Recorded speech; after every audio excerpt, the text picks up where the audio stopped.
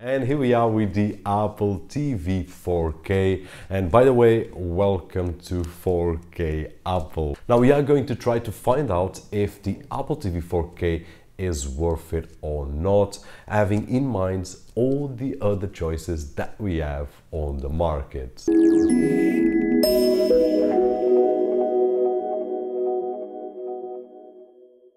And we are back, and starting as always with a very quick unboxing experience. Guys, as you can imagine, any product that comes from Apple, doesn't matter what, in terms of unboxing, at least this is my opinion, it's always a great experience. So once we open the package, we will find the ATV 4K, one remote control, which by the way, it's a Bluetooth remote, but we will talk that in just a few seconds, a power cable, a lightning cable, some documentation, and of course, those stickers. And it seems that the 200 euros that Apple charges for this TV box is not enough to include an HDMI cable. So guys, get your own, or if you are in a mood to get one from Apple, then you will need to spend an extra 35 euros on it. Now I did use one that came with my 4K display and it works just fine, so I imagine that other cheaper HDMI cables will work as fine as this one. Taking a closer look at the Apple TV 4K, what I can say is that in terms of build quality, it's made of a solid plastic,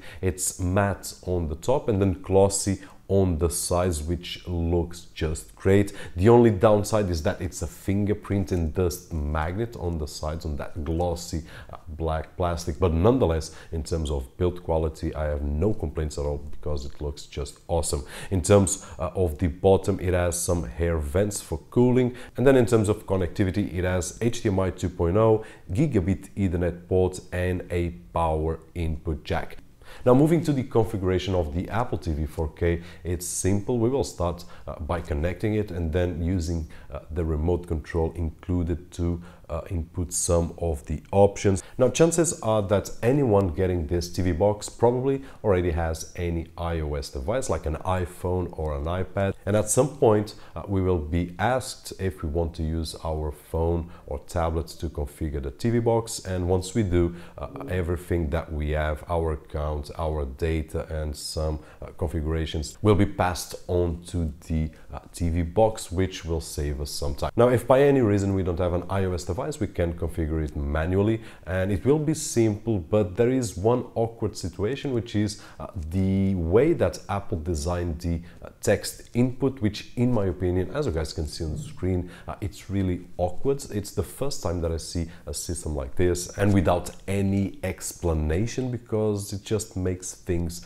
a lot worse. Now they have an option where we can use our phone or tablet to input text, and I'm talking about iOS devices, so only iPhone or iPad, and actually the experience is better, much better, but they could have followed the same keyboard mapping that they have on a phone or on a tablet, instead of having just that line of text that we need to go from one end to the other end just to select some letters, and we need to change to the numbers. So honestly, this is one of the things that I don't like on this TV box. It's just awkward the way that we have to write. And at this moment, unfortunately, there's no other option that we can choose in terms of the keyboard format. But hopefully, Apple will think about this, and in terms of firmware updates, they will give at least an option to a functional keyboard mapping that we can actually use, because honestly, I can't think of anyone using this type of keyboard, at least efficiently. Now, on the other hand, it has a remote control with a microphone, which actually is really accurate, and we can just say the word or the phrase and the TV box will capture most of the times, even if we are not native English speakers, will capture what we are saying. Now, talking a little bit more about the remote control, which is something very important, because if we are getting one of these TV boxes, we'll use the remote control most of the time. And in terms of build quality, guys, what I can say is that it's really well built, it's easy to use, it has a quality metallic back cover which looks really nice, it has a glossy black plastic on the bottom and a matte plastic on the top, which is the trackpad area. Then in terms of buttons, it has a menu back button, home button, volume up and down, play or pause, and the microphone button. So overall, the remote is great. It's well built, easy to use, simplistic, and with a great microphone.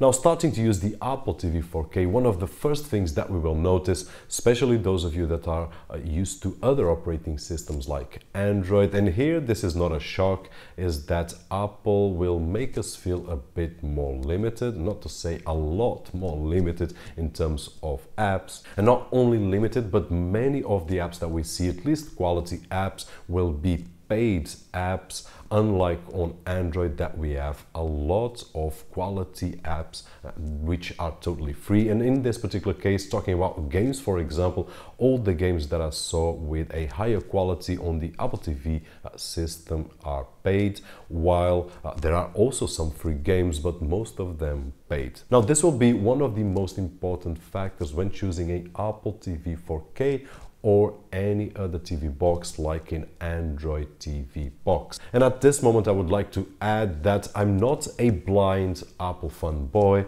but on the other hand, I'm not also a blind Apple hater. Actually, there are some great products on the Apple ecosystem, and we use some of them here at home. We have an iMac, a MacBook Pro 13-inch, a MacBook 12-inch, an iPad mini, and a Mac mini, and a few iPhones. And honestly, I love the ecosystem between macOS and iOS, but I also use Windows computers, Linux, and Android, so I use depending on my needs and the way that feels right for what I'm doing at that moment. And one of the things that I've always hated on the Apple ecosystem is iTunes, and honestly guys, I do believe that that will also be a very important factor before deciding on going to Apple ecosystem in terms of a box or going to Android instead of the Apple TV 4K. Now, moving a little bit further in terms of usage, for what I've seen and for what I've tested, I had no issues at all. I did use Netflix and we will be able to play up to 4K. In terms of YouTube, reports say that we will only be able, and the test that I did showed that, only able to play up to 1080, and this is a bit disappointing, but at the same time guys, I honestly believe that it's just a matter of time before Apple will make a firmware change that will be able to play YouTube up to 4K, because let's be honest, Apple is one of the most powerful companies, and I'm sure that soon enough they will have an agreement with Google so that they will be able to play YouTube up to 4K. Now, I did also use Plex, and as you guys can see, the results were great. I could stream my Blu-ray 1080 MKV files that I've got on my network attached storage, Asus Store at this moment, streaming to the Apple TV 4K without any issues, but in this particular case 1080. Now, moving to gaming, one of the things that I did test was to connect one of my gamepads like I do on any Android TV box. And although I can connect through Bluetooth, the gamepad is recognized, but it's not recognized like a gamepad. So I believe that to be able to use a gamepad, we will have to get a proper Apple certified gamepad, and that will cost another 60 or 70 euros, which is a waste if we already have a gamepad that works for Windows and OS X and Android, which is the gamepads that I have, and unfortunately they do not work on the Apple TV 4K. And although I believe that it's a mistake that this box is not compatible with other devices that already are on the market, it's Apple, and we know that Apple loves to tax for their own certified products. But other than that, in terms of the experience while gaming, was just flawless. I had no issues at all. I did play Despicable Me, Asphalt 8, Afterpulse, Pac-Man, and Tiny Bomber,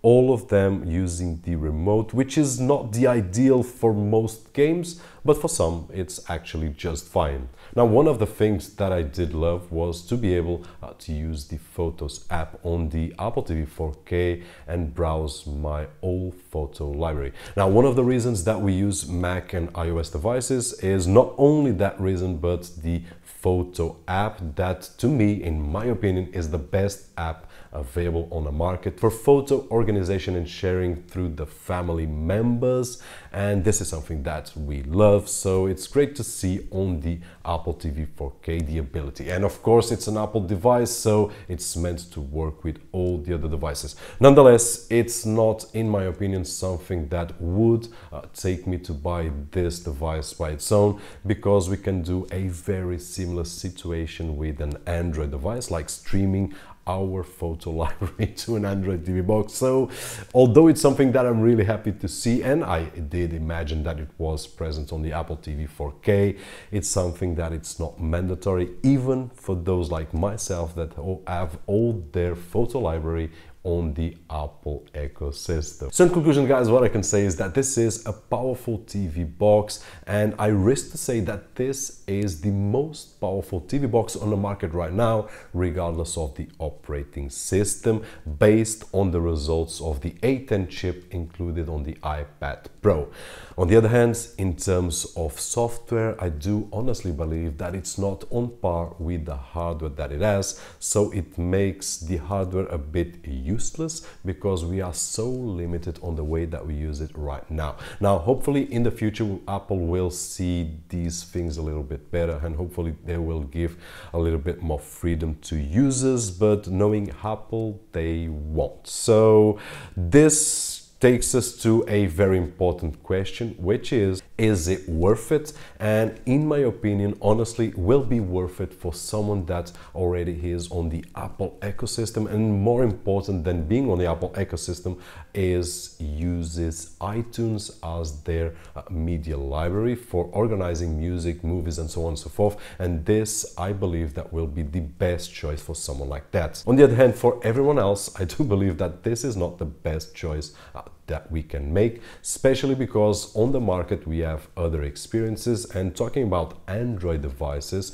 that will give us a lot more freedom, a lot more that we can do, including what we can do right over here, Netflix 4K, YouTube 4K, and so on and so forth, at a fraction of a cost. And there are a lot of choices, which is why I'm going to do a video comparing the Apple TV against the Android TV, so that we can have a better base of comparison. But that will be for another video, because I've talked enough on this one. Hopefully you guys enjoyed the video, and if you did so, don't forget that usual thumbs up. My name is Roberto Jorge, and as always, I'll see you on the next one.